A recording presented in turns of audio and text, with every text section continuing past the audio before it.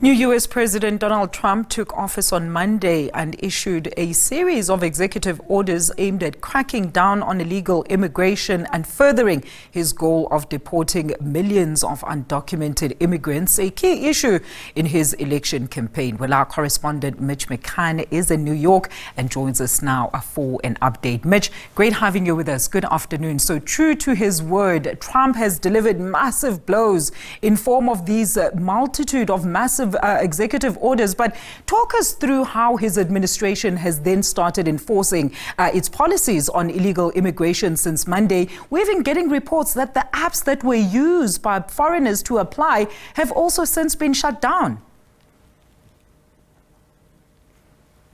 That's right. It's been very disappointing for many of those people that had appointments on that app to meet with Customs and Border Protection agents, that they're cancelled appointments now. They no longer have their appointments, so it's very crushing for a number of those people. But as you mentioned, Donald Trump has been in office less than 48 hours and has signed a swathe of executive orders, many of them focusing on immigration. And I'll talk you through a couple of them now. He's declared a border emergency to repel forms of invasion at the US-Mexico southern border. Donald Trump made it a cornerstone of his campaign, illegal immigration, and he really is getting to work to try and stop that. He's also issued another executive order to declare criminal cartels as global terrorist groups, which is another order targeting Mexico. One of the most significant executive orders that he has issued allows federal agents now to conduct raids or arrest illegal immigrants at what was known previously as sensitive areas or sensitive places,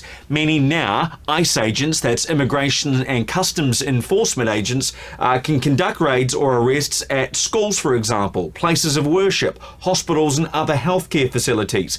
Now, in a statement from the Department of Homeland Security, it said the action empowers the brave men and women in the CBP and ICE to enforce our immigration laws and catch criminal aliens.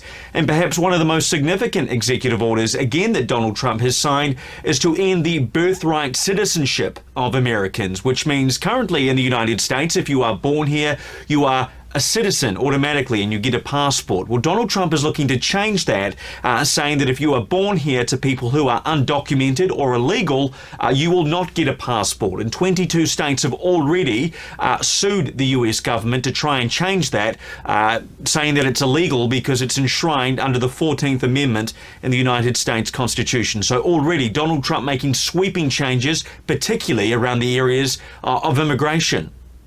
And one would have to wonder also, Mitch, if that suspension of all foreign aid for the next 90 days is also part and parcel to assist in that immigration crisis there. So what impact do these policies then have on undocumented immigrants that are already residing, for example, in the United States, maybe with pending immigration applications as well as status, Mitch? We saw scores already making their way out of borders since Sunday already. Yeah, well, that's right. It's going to be interesting to see how the Trump administration actually enforces these policies. We know, and we're hearing from places like Denver and Chicago, from city leaders there, that some of these immigrants who are living there are very worried, living in fear that all of a sudden ICE agents are going to turn up at their homes or now places of worship, hospitals or schools, and going to deport them. Even here in New York, I received an email from my congressman in recent days discussing this issue, saying that local congressmen and local officials are there to help and let immigrants know the law if they feel like they're going to be deported. So there is a real sense of fear here. You talked also about the pausing of foreign aid. Now, Donald Trump has done a lot in the last couple of days to really focus on his isolationist approach to governing. He's pulled out, or he says he's going to withdraw from the World Health Organization. He's pulled out of the Paris Climate Agreement that was signed by 196 countries. So Donald Trump really focusing on policies at home. And it has to be said, he is really doing what he said he was going to do on the campaign trail. And just finally on immigration, there's another important point here. The New York Times did a poll before Donald Trump came into power to see how many Americans actually agreed with some of these policies. And 55% of people supported deporting all illegal immigrants before he came into power. So while these policies might seem radical to a lot of people, it should be said that there is some support for them here within the United States, particularly among the 77 million people that did vote for Donald Trump. Absolutely. And of course, I suppose is staying true to his stance of America for Americans first, Mitch. So what has been then the reaction from Congress as well as other political leaders or even member states like or supporting members or allies to Trump's immigration orders?